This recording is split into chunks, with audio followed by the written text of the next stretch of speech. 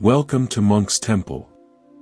There is a story about a woman who lived in a small apartment in a large city.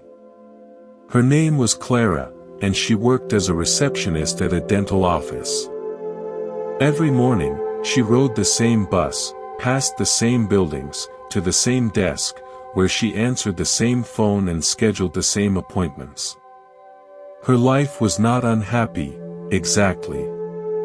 It was just flat. Gray. Like a photograph that had been left in the sun too long. One evening, scrolling through her phone before sleep, she saw an advertisement for a cruise. Turquoise water. White sand. A man in a white uniform handing her a drink with a tiny umbrella. She looked around her apartment at the beige walls, the second-hand furniture, the single-piece lily that refused to bloom. And she felt something she had not felt in years. A pulse. A pull. A wanting. She booked the cruise that night. She could not afford it. She put it on a credit card with an interest rate that would make a loan shark blush. But she did not care. For the first time in years, she had something to look forward to. Something to want.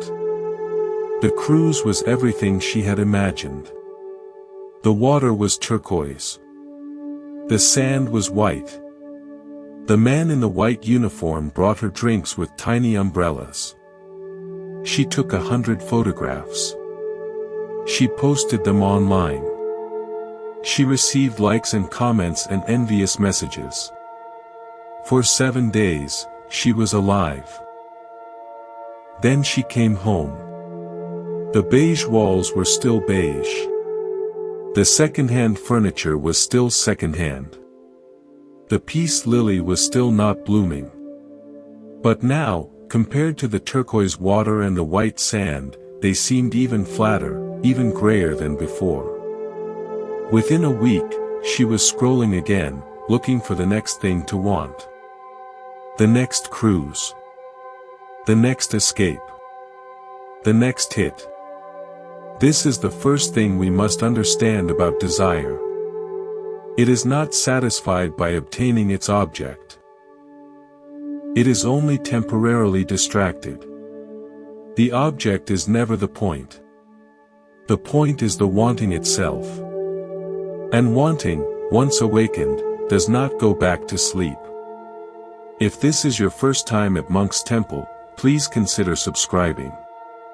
We explore these ancient insights not as abstract philosophy but as practical tools you can use starting today.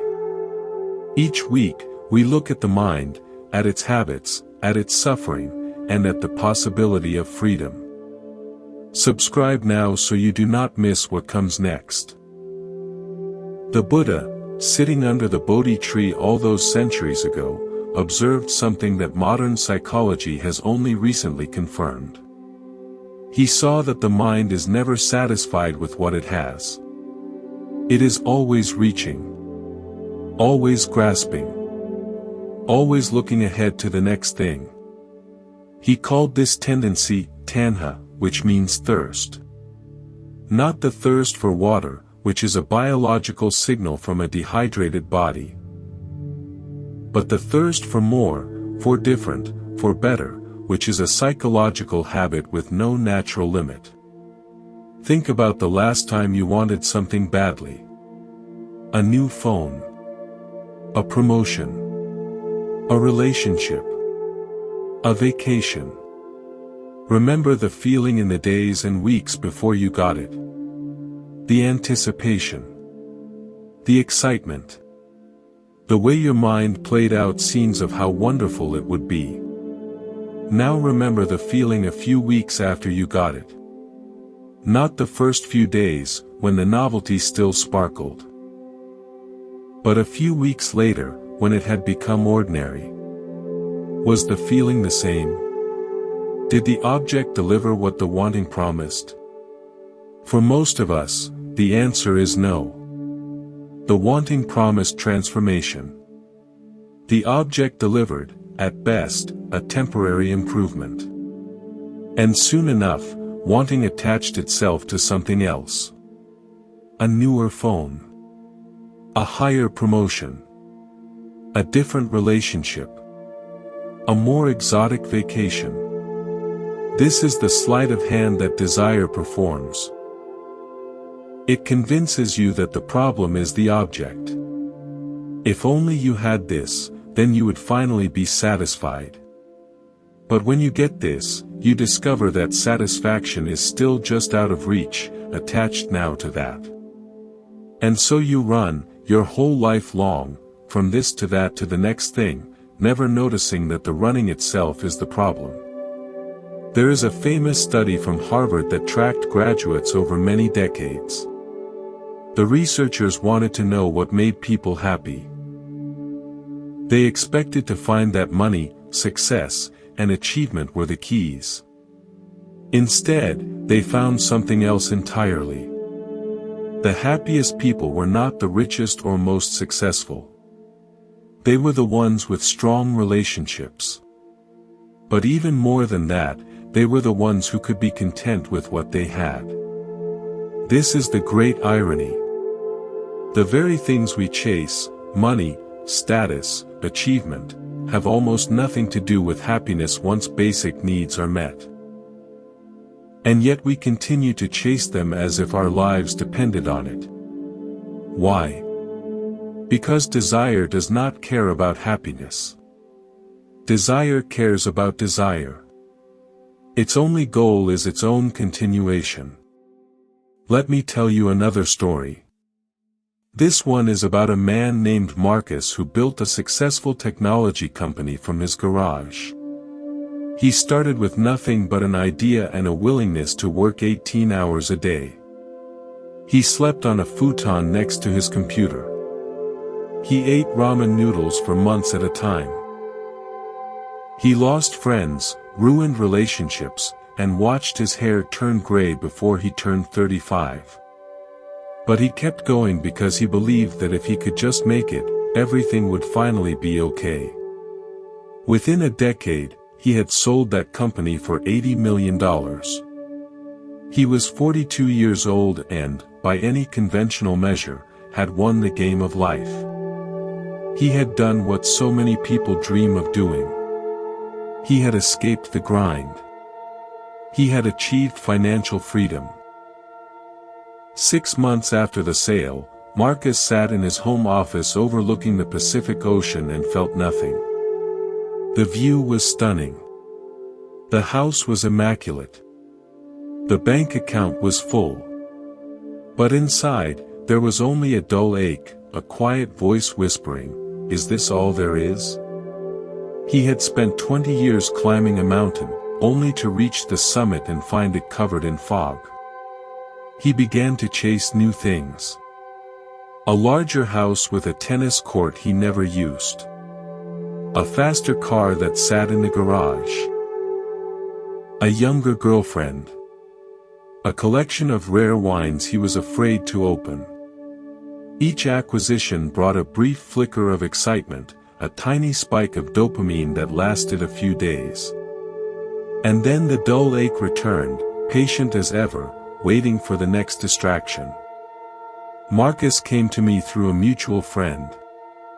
He sat in my office, a successful man in expensive clothes, and he looked like a lost child. He said, "I don't understand. I got everything I wanted. Everything. So why aren't I happy?" I asked him, "What did you want when you were working 18 hours a day in your garage?" He thought for a moment. "I wanted freedom. I wanted to not worry about money. I wanted to prove to everyone who doubted me that I could do it." "And now you have those things?" "Yes. I have more freedom than I know what to do with. I have more money than I could spend. I have proven everything that needed proving. And I sit in that beautiful house and I feel like I'm disappearing." This is a common conclusion. We tell ourselves that we simply wanted the wrong objects. If we could just identify the right things to want, then desire would finally deliver what it promises. But the Buddha's insight was more radical than that. He suggested that the problem is not the objects. The problem is the mechanism of wanting itself. Desire can never be satisfied by any object because desire does not actually want the object. Desire wants more desire. It wants to keep going. The object is just an excuse. Marcus had spent his life believing that happiness was on the other side of achievement. Get the money, then be happy. Get the freedom, then be happy. But happiness never arrived because happiness was never on the other side of anything. It was always on this side, obscured by the very act of chasing. There is a teaching in Buddhist psychology about beings called hungry ghosts. These are creatures with enormous bellies and tiny mouths, no bigger than the eye of a needle. They are constantly hungry, constantly searching for food, but they can never consume enough to feel satisfied. They stuff food into their tiny mouths, but their enormous bellies remain empty. They are the perfect symbol for the human condition driven by desire. No matter how much you consume, you never feel full. The hunger persists because the hunger is not physical. It is existential. Modern consumer culture depends on this truth. Advertisers do not sell products. They sell the promise that this product will finally quiet the hungry ghost. This car will make you desirable. This phone will make you connected. This vacation will make you alive. And for a moment, you feel a flicker of something that feels like satisfaction. But the hungry ghost is not fooled for long. Soon enough, it is whispering again, pointing to the next product, the next promise, the next fix. The Buddha did not discover this to depress us. He discovered it to free us. Because when you see clearly that the hungry ghost can never be satisfied by any object, something fundamental shifts. You stop trying to feed it. You stop running from one thing to the next. You sit down. You look directly at the hunger itself. And in that looking, something shifts. What shifts? You begin to see that the hunger is not who you are. It is just a pattern, a habit, a conditioned response. It arises and passes away like all things. It has no permanent reality. It is just weather in the mind. And you are not the weather. You are the sky in which the weather appears. Let me tell you a story about a young woman named Priya who grew up in a family of doctors.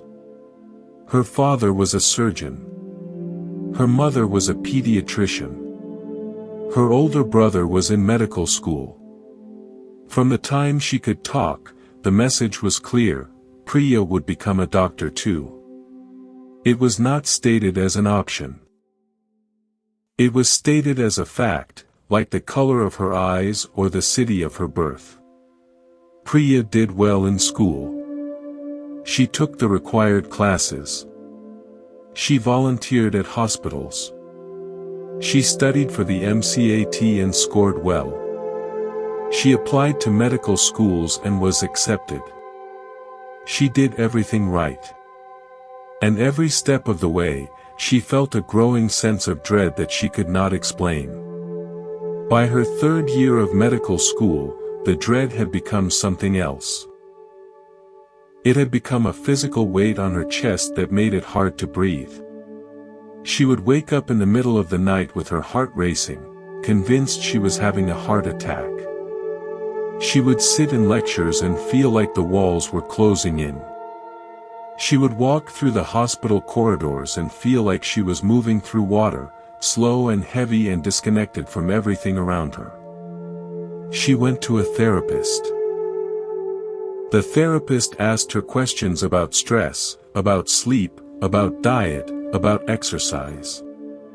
Priya answered them all. She was doing everything right. She was eating well, exercising regularly, getting enough sleep. There was no reason for her to feel this way. And yet she did. One day, the therapist asked a different question. Do you want to be a doctor? Priya stared at her. No one had ever asked her that before. Not once. Not her parents, not her teachers, not her friends, not even herself. The question hung in the air between them, shimmering with possibility and terror. She opened her mouth to give the automatic answer. Yes, of course, I want to be a doctor. But the words would not come. Instead, something else came. A sob. Then another. Then a flood of tears that she had been holding back for 25 years. The truth was simple and devastating. She did not want to be a doctor.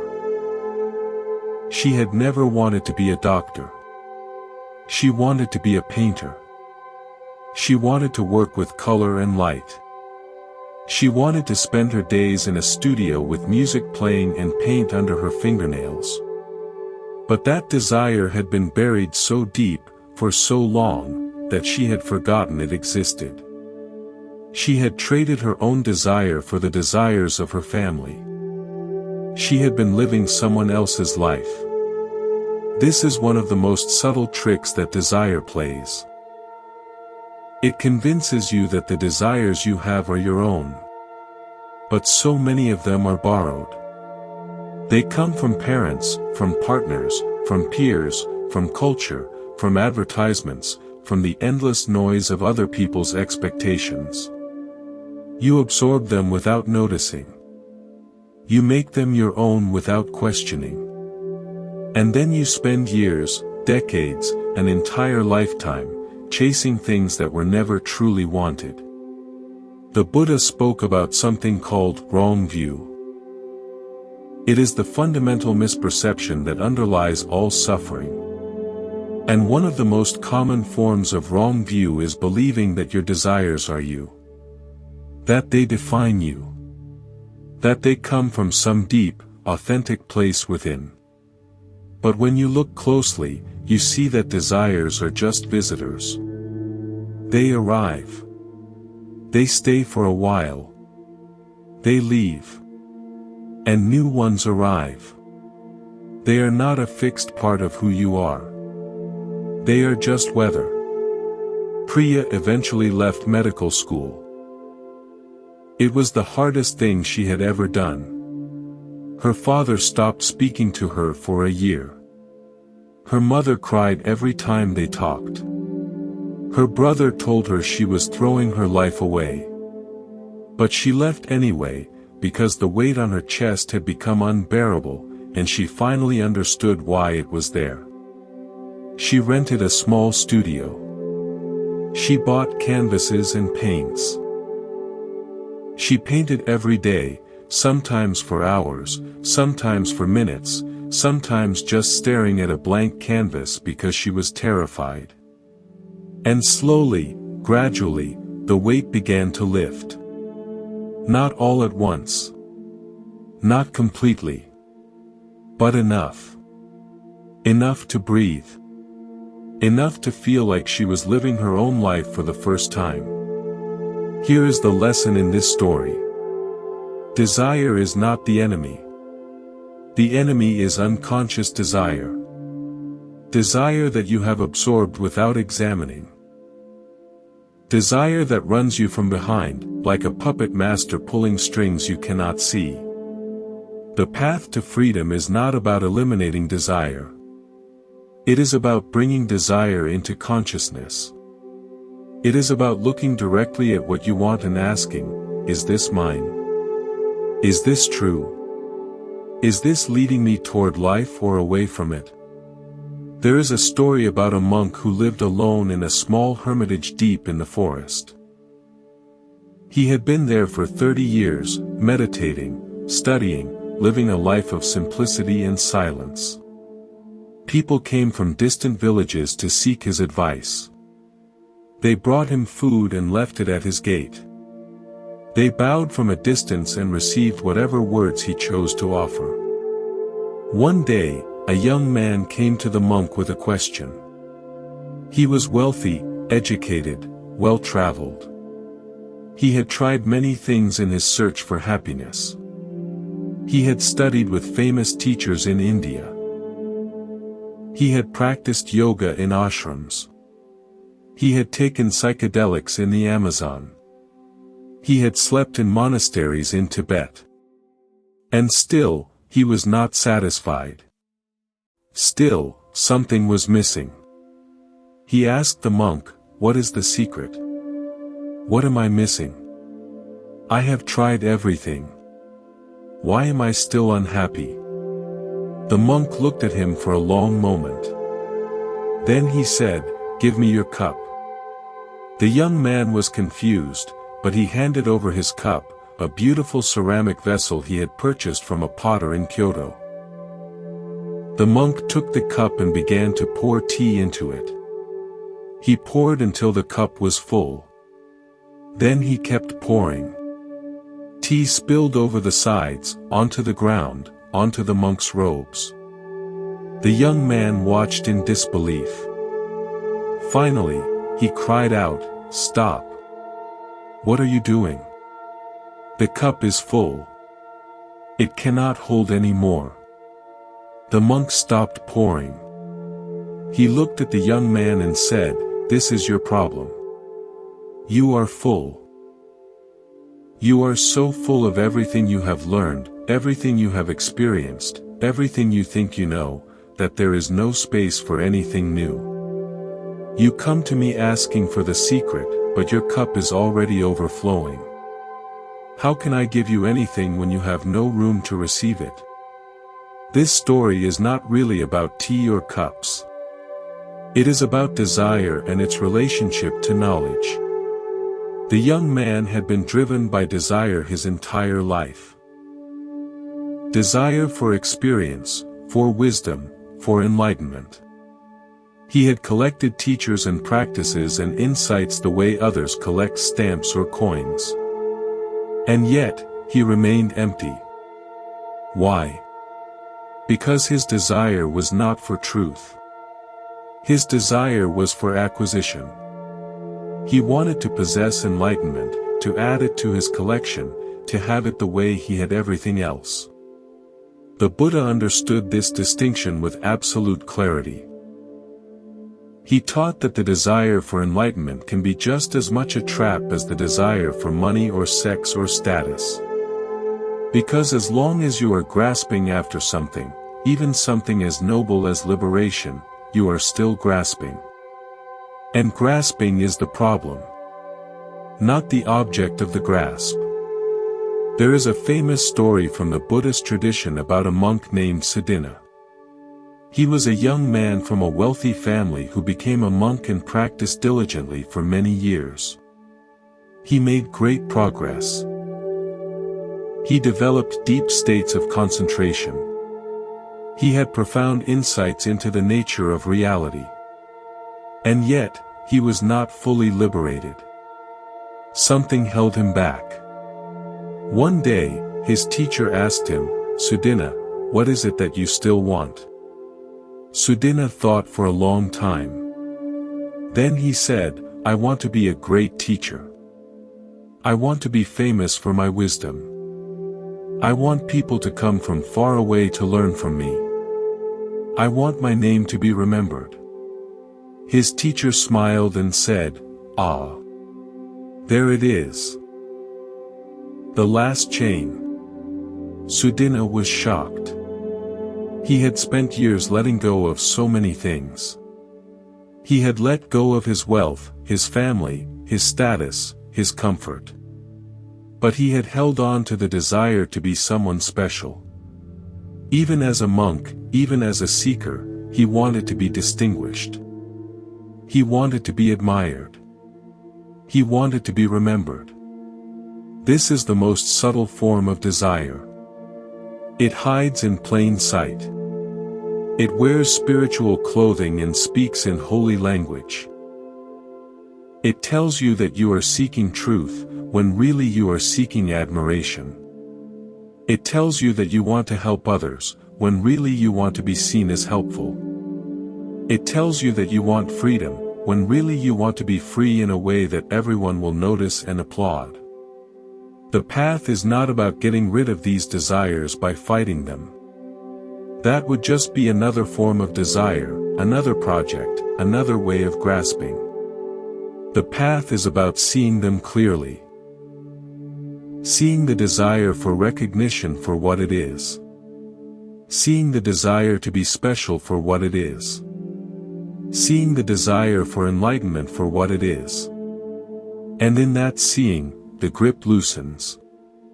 Not because you have won a battle, but because you have seen through an illusion. Let me tell you a story about a woman named Helen who spent 15 years trying to get pregnant. She and her husband tried everything.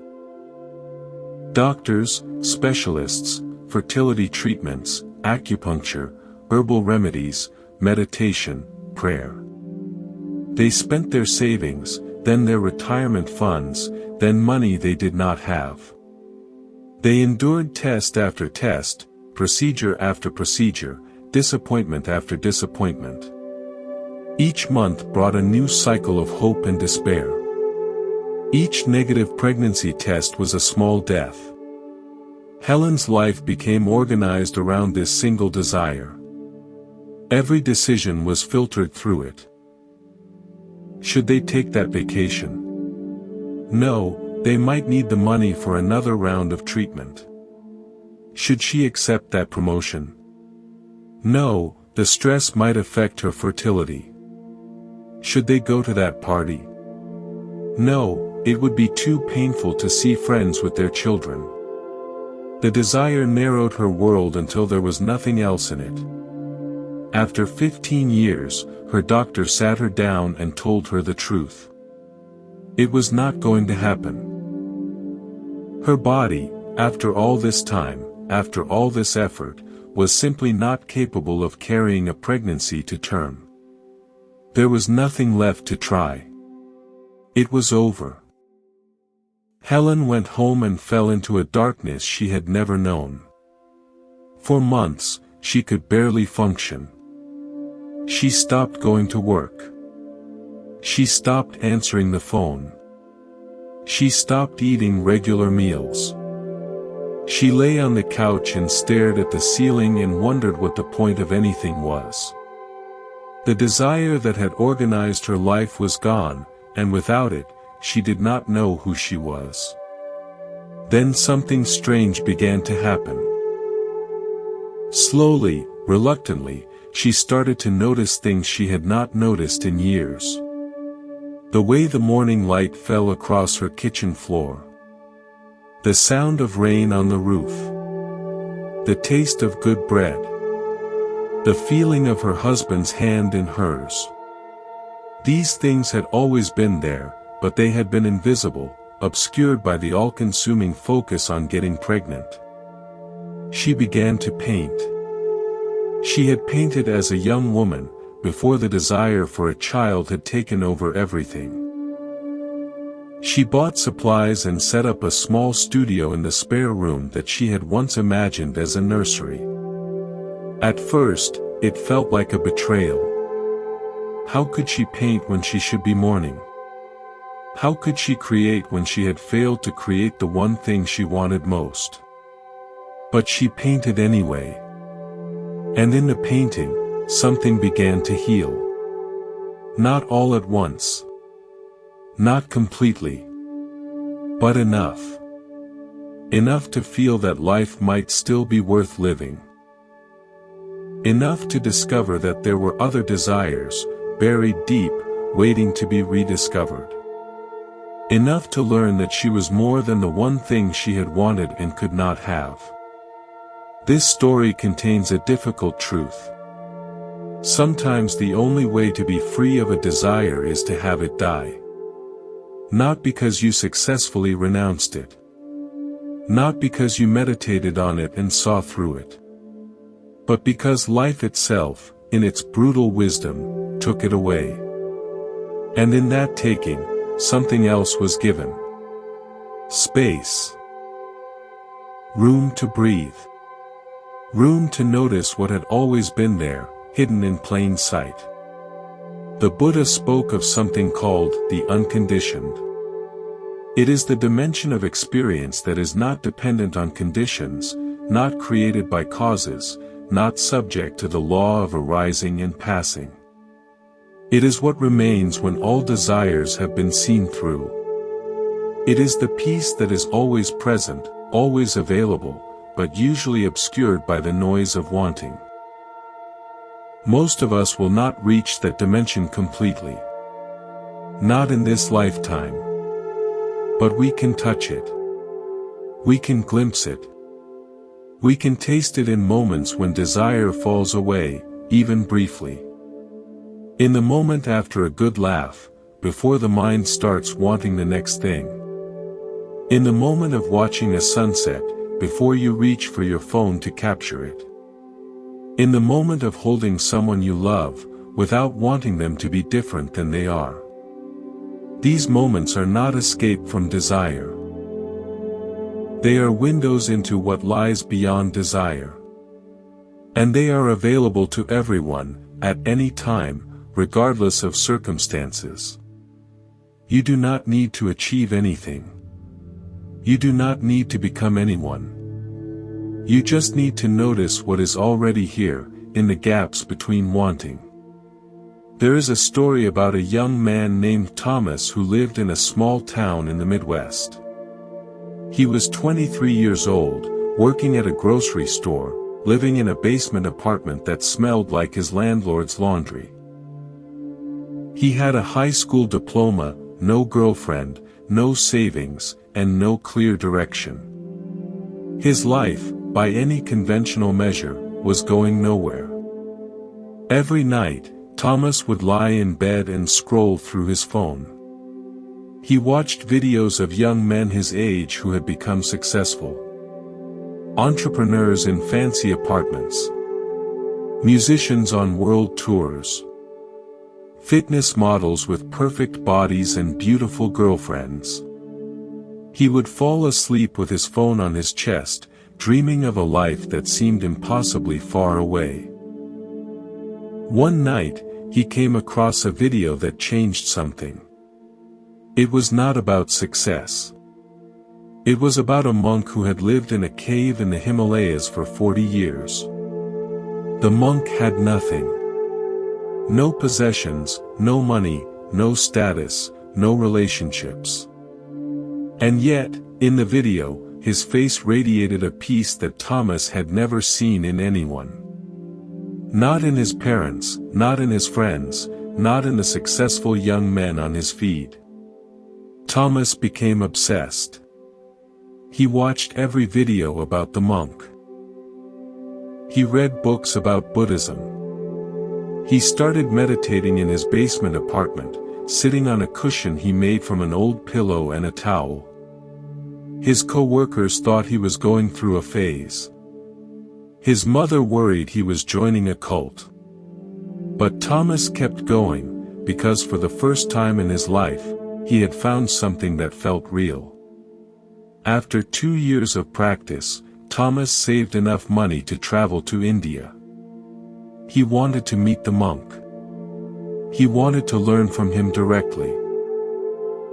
He wanted to receive the teachings that would finally free him from the suffering he had felt his whole life. He traveled for 3 days. Planes, trains, buses, and finally a long walk up a mountain path. When he arrived at the cave, his heart was pounding. This was it.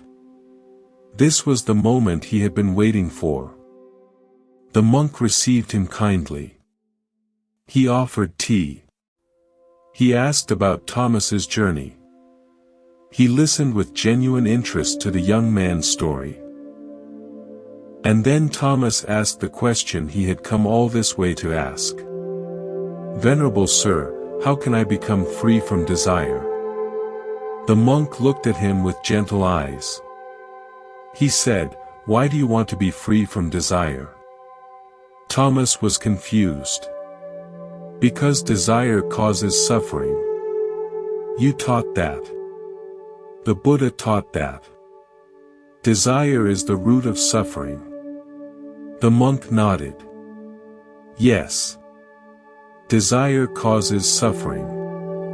But tell me, what is it that you desire right now, in this moment?" Thomas thought about it. He desired freedom. He desired peace. He desired to be like the monk, radiating that calm, untroubled presence he had seen in the videos. He desired to finally escape the endless wanting that had plagued him his whole life. The monk smiled. "Do you see? You desire freedom from desire. You want to be free the way you wanted that promotion, that girlfriend, that better apartment. It is still wanting. It is still grasping. The object has changed, but the mechanism is exactly the same." Thomas felt the ground shift beneath him. He had come all this way, spent all this time and money, devoted 2 years of his life to this pursuit, and now the monk was telling him that his pursuit was just another form of the problem. "Then what do I do?" he asked. "If desiring freedom is just more desire, what is the way out?" The monk poured more tea. He said, "You do not need to get rid of desire. You need to understand it. You need to see it clearly, in this moment, as it arises. Not as something to be eliminated. Just as something to be seen. When you see it clearly, without judgment, without grasping, without pushing away, something shifts. The seeing itself is the freedom." Thomas sat with this for a long time. He drank his tea. He watched the afternoon light shift across the cave entrance. He felt the desire to be free arising and passing, like waves on a shore. And in that watching, for just a moment, he tasted what the monk was talking about. Not freedom from desire, but freedom in the midst of desire. Freedom that did not require anything to be different than it was. Let me tell you a story about a woman named Grace who was a professional organizer. She helped people declutter their homes, their offices, their lives. She was good at it. She could walk into the most chaotic space and see exactly what needed to be kept, what needed to be donated, and what needed to be thrown away. Her clients paid her well and recommended her to friends. By any external measure, she was successful. But Grace had a secret. Her own apartment was a disaster. Not in the obvious way, not with piles of garbage or dirty dishes. But in a more subtle way. She had boxes of things she could not bear to part with.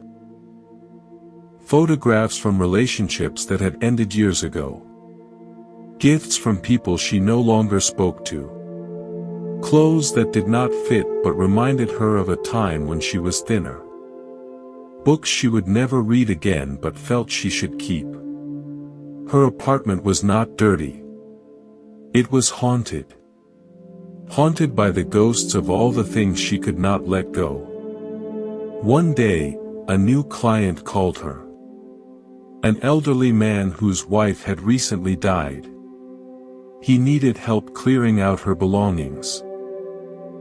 Grace went to his apartment and found a space that was neat, orderly, almost bare. The man had already done most of the work himself. He just needed help with the last few items. As they worked together, Grace noticed something. The man did not seem sad. He seemed peaceful. She asked him how he was able to let go of so much so quickly. He thought for a moment. Then he said, "My wife and I were married for 53 years. We had a good life together. But she was not in these things. She was in me. In my memory. In my heart. These things are just things. They were never her." Letting them go does not mean letting her go. Grace felt something shift inside her. She thought about her own apartment, full of things she was holding on to as if they contained the people and moments they represented. She realized she had been confusing the objects with what they symbolized. She had been trying to keep the past alive by keeping its physical traces. But the past was not in those boxes. It was in her. And no amount of decluttering or hoarding could change that. This is one of the deepest lessons about desire. So much of our wanting is really about holding on. We want to keep things, people, moments, feelings. We want to freeze time and possess experience. But experience cannot be possessed. It can only be lived. And living means letting go, over and over, moment after moment. The Buddha spoke about this when he talked about impermanence. He said that all conditioned things are impermanent. They arise, they persist for a while, and then they pass away. This includes everything. Your body, your relationships, your possessions, your thoughts, your feelings, your very sense of being a self. All of it is in constant flux, constant change, constant passing. Desire is the attempt to freeze this flow. It is the attempt to hold on to what is passing, to possess what cannot be possessed. And because it is trying to do the impossible, it inevitably leads to suffering. Not because the world is cruel, but because desire is asking the world to be something it cannot be. Grace went home that night and looked at her apartment with new eyes. She saw the boxes of photographs from past relationships. She saw the gifts from people she no longer knew. She saw the clothes that no longer fit. And for the first time, she saw them clearly.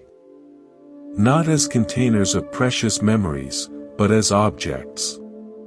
Just objects. Paper and fabric and plastic. They had no power to hold the past. They were just things. She started letting go. Not all at once. Not violently. But gradually, gently, one item at a time. She thanked each thing for its presence in her life and then released it. Some went to donation. Some went to recycling. Some went to the trash. And with each release, she felt something lift. Not because the things were bad, but because the grasping was heavy. By the time she was done, her apartment was lighter. But more importantly, she was lighter.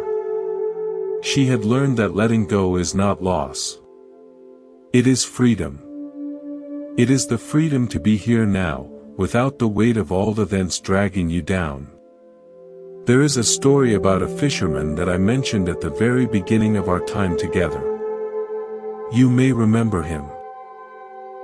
He lived in a small village by the sea, owned one boat and 3 nets, and was content until a traveler showed him visions of a different life.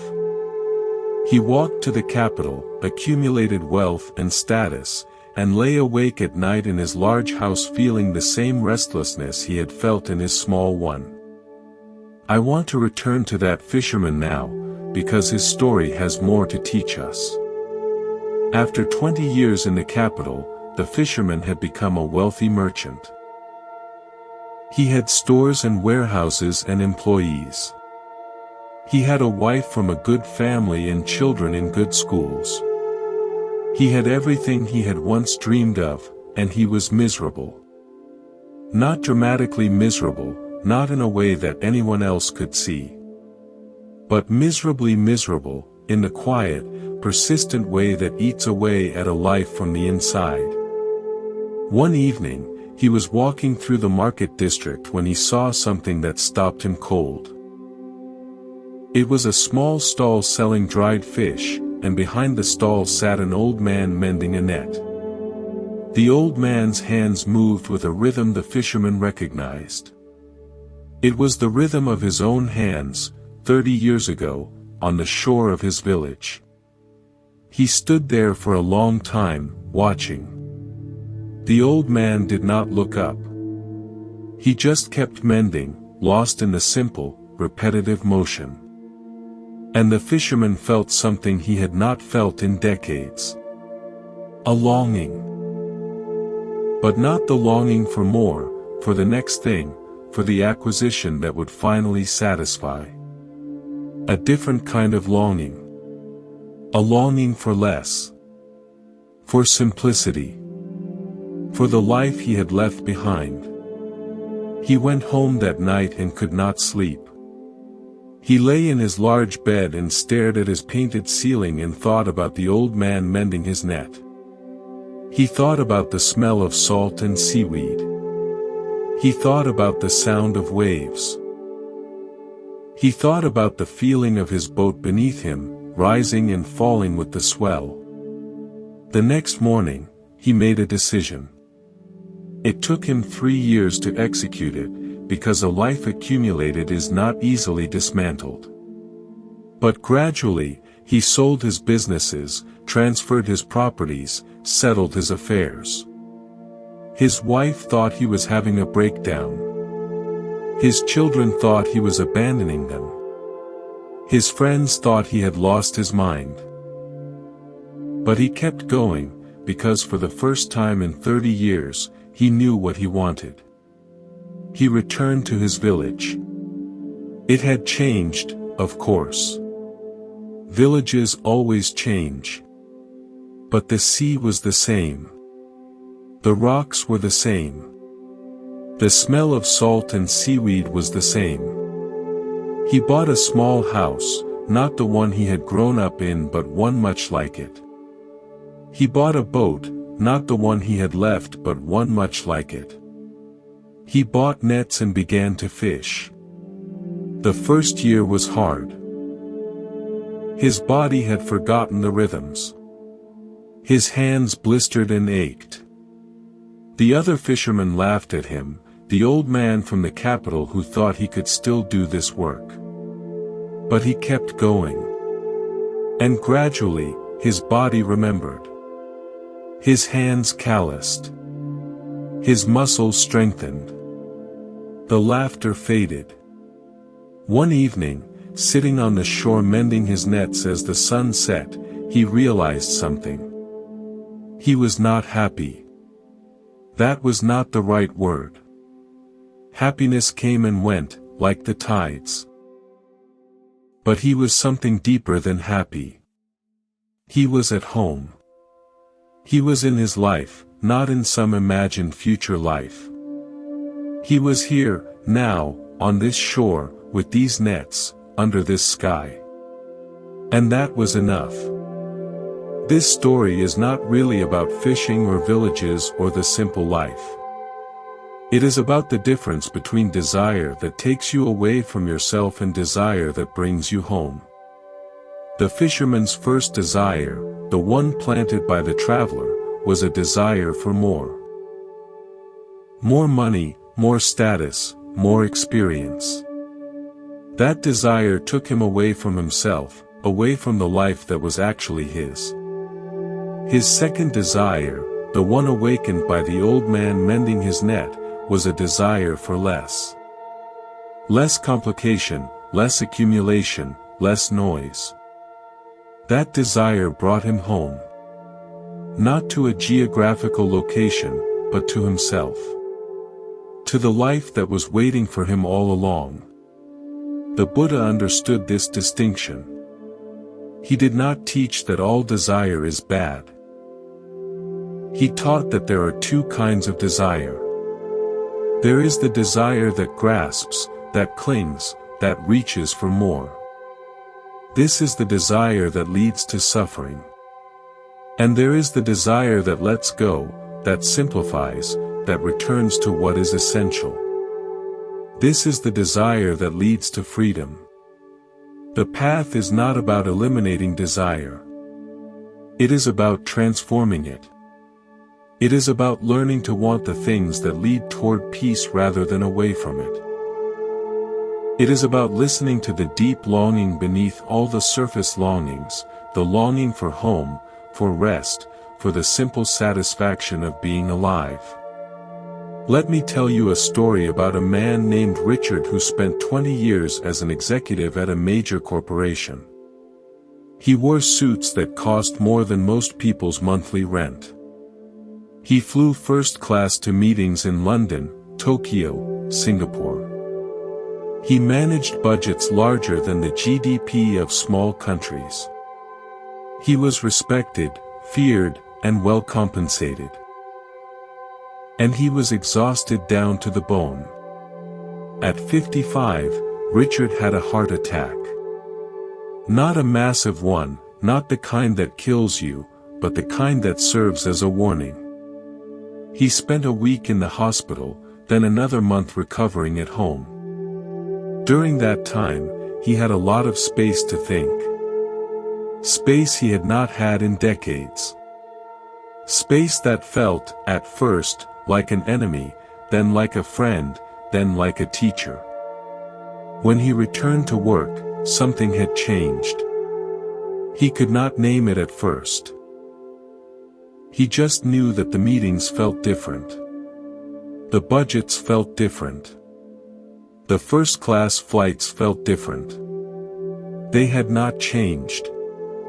He had. One day, in a meeting about quarterly projections, he watched his colleagues argue about numbers that represented, in the end, very little. They were fighting over fractions of percentage points, over market share that would shift again next quarter, over projections that would prove wrong within months. And he saw it clearly for the first time. This was not about anything real. This was a game. A game they had all agreed to play, had all forgotten was a game. He stood up in the middle of the meeting. Everyone stared at him. He said, "I'm sorry. I can't do this anymore." And he walked out. He did not have a plan. He did not have savings that would last forever. He had a mortgage, 2 children in college, a wife who was not prepared for this. But he walked out anyway, because staying had become impossible. The next 2 years were hard. He sold the house, moved to a smaller one. His wife went back to work. His children were angry. His former colleagues whispered about his breakdown. There were nights when he lay awake wondering if he had made a terrible mistake. But there were also mornings. Mornings when he woke without an alarm. Mornings when he drank coffee on his small porch and watched the light come up over the trees. Mornings when he felt, for the first time in his adult life, that he was exactly where he was supposed to be. He started volunteering at a community garden. He had never grown anything in his life. He learned about soil and compost and when to plant tomatoes. He learned the names of birds. He learned to sit still. He learned that the world did not need him to be important. It just needed him to be present. One day, a young man came to the garden. He was stressed, anxious, talking fast about his job, his girlfriend, his future. He reminded Richard of himself, 30 years ago. The young man asked Richard how he had ended up here, in this garden, doing this work. Richard thought about it. He said, "I spent my whole life climbing a ladder. And one day I looked up and realized the ladder was leaning against the wrong wall. So I climbed down. That's all. I just climbed down. The young man nodded, but Richard could see he did not really understand. How could he? He was still climbing. Still believing that the top of the ladder held something precious. Richard did not try to explain further. He just handed the young man a trowel and showed him how to plant beans. This is the thing about desire. It convinces you that the ladder matters. That the climbing matters. That the top of the ladder is where everything will finally be okay. And most people spend their whole lives climbing, never stopping to ask if the ladder is leaning against the right wall. Never stopping to ask if there might be another way to live. The Buddha called this wrong effort. It is effort directed toward things that cannot ultimately satisfy. Effort that exhausts you without freeing you. Effort that keeps you running without ever arriving. And the only cure for wrong effort is right effort. Effort directed toward understanding, toward letting go, toward being present. Effort that leads not to more accumulation but to more peace. Richard found his way to right effort, but not because he was wise. Because his body forced him to stop. Because the heart attack was a message he could not ignore. Most of us will not get such a clear signal. We will keep climbing until we die, unless we learn to listen to the quieter signals. The exhaustion. The dissatisfaction. The sense that something is missing. These are not problems to be solved by more climbing. They are messages. They are invitations. They are asking you to stop, to look, to ask the question, is this ladder leaning against the right wall? There is a story about a young monk who struggled with desire more than anyone else in his monastery. His name was Ananda, and he was tormented by thoughts of the life he had left behind. He remembered the warmth of his wife's body beside him at night. He remembered the laughter of his children. He remembered the taste of food cooked in his own kitchen, the feel of his own pillow, the sound of rain on his own roof. He had chosen the monastic life because he wanted freedom. He wanted to be free from the endless round of duties and expectations, free from the grind of providing and protecting, free to devote himself entirely to the path. But now that he was free, he found himself haunted by what he had left. His mind would not stop reaching back, grasping at memories, wishing for what was gone.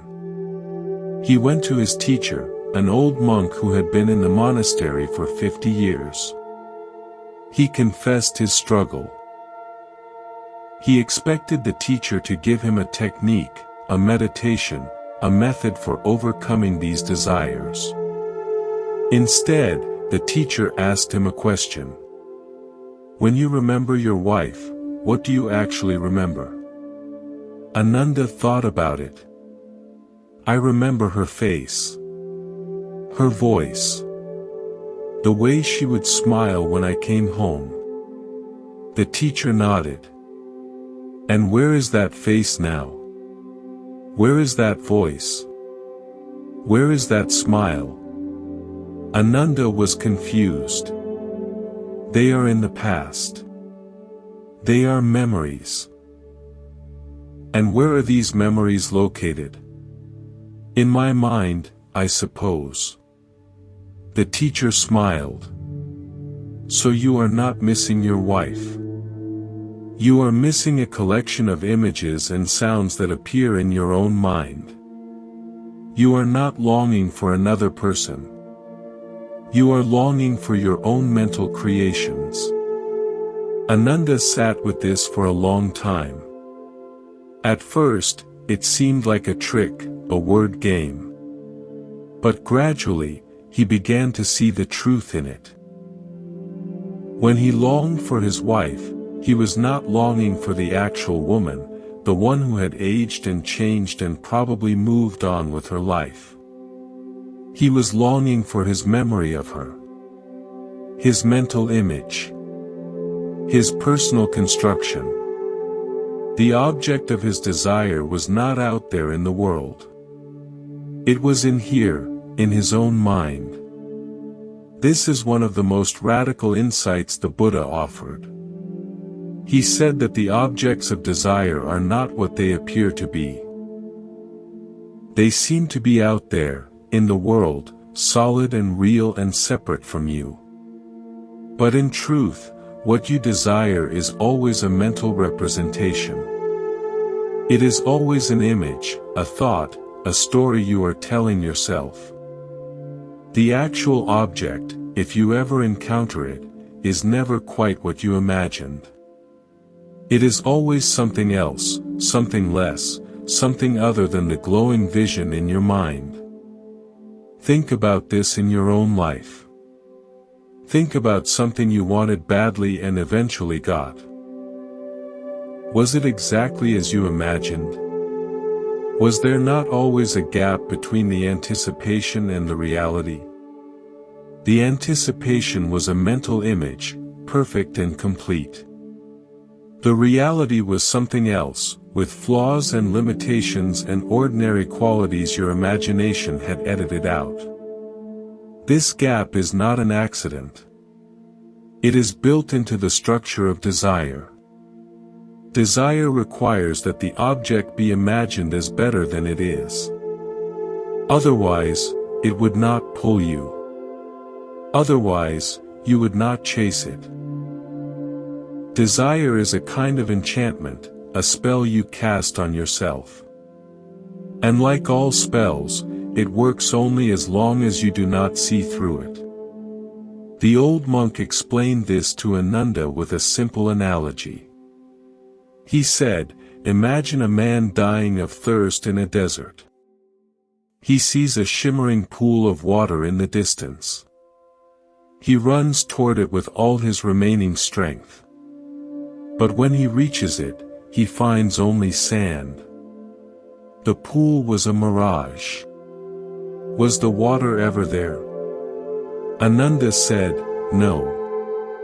It was never there. It only appeared to be there. The monk said, desire is the same. It shows you a shimmering pool and convinces you to run. But when you arrive, there is only sand. Not because the world has betrayed you. Because the pool was never real. It was always a projection of your own mind. This is not to say that nothing is real. The world is real. Objects are real. People are real. But the value you project onto them, the glow they seem to have when you want them, that is not real. That is your own mind, painting over reality with the colors of desire. Ananda spent many years working with this insight. He did not stop having desires. But he stopped believing them. He stopped running toward shimmering pools. He learned to see the painting for what it was, a painting, and the world for what it was, the world. And in that seeing, he found a peace that had always been there, hidden behind the endless chase. We have traveled far together. Stories of fishermen and executives, of monks and medical students, of women who could not have children and men who had too much success. We have looked at desire from many angles, seen its tricks, felt its pull. And now we arrive at the end. There is one more story. A woman named Sylvia spent her whole life trying to be happy. She tried relationships, careers, hobbies, spirituality, travel, therapy. everything. And still, happiness remained just out of reach. One day, in her 63rd year, she sat on a park bench feeding pigeons. An ordinary afternoon. Sun warm on her shoulders. Pigeons bobbing and cooing. A child laughing in the distance. And suddenly, without warning, without effort, she was happy. Not happy about anything. Just happy. Happy to sit. Happy to feel the sun. Happy to be alive in this ordinary moment. She sat there, afraid to move. And gradually, she understood. Happiness was not something to chase. It was something to stop chasing. It was not on the other side of achievement. It was right here, hidden by the very act of seeking. This is the final teaching. What you seek is not somewhere else. It is here, now, in this moment, in this breath. But you cannot see it because you are too busy looking. The looking itself hides it. The Buddha called this, the unconditioned. It does not depend on conditions. It does not arise or pass away. It is always present, always here. But it is obscured by the endless arising of desires, thoughts, feelings. You do not need to achieve anything to reach this. You do not need to become anyone different. You just need to stop, for a moment, and notice what is already here. The simple fact of being alive. The awareness before any thought, any desire. That awareness is what you have been seeking. And it has been seeking you all along. So here is my final invitation. Not to try harder. Not to achieve more. Just to pause. Just to notice. Just to rest in the simple fact of being alive. And in that rest, to discover what has always been true. Thank you for being here at Monk's Temple. If these reflections helped, please share them. And if you have not subscribed, I invite you to do so now. May you see through the veil of desire. May you recognize what has always been here.